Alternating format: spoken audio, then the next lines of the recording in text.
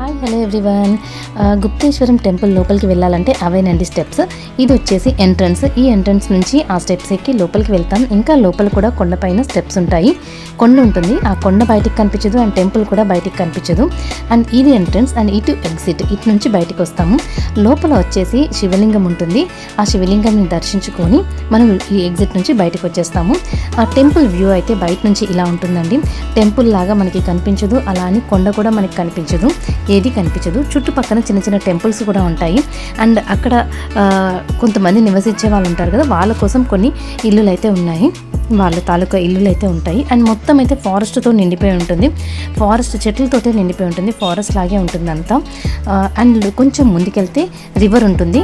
నేను లాస్ట్ వీడియోలో మీతో షేర్ చేసుకున్నాను రివర్ గురించి. ఆ రివర్ అయితే ఇదిగోటి ఈ వే నుంచి ఇంకా ముందుకెళ్ళాలి, వెళ్తే కనుక రివర్ అయితే ఉంటుంది. ఇది అండి ఈ temple details. And thank you, bye bye.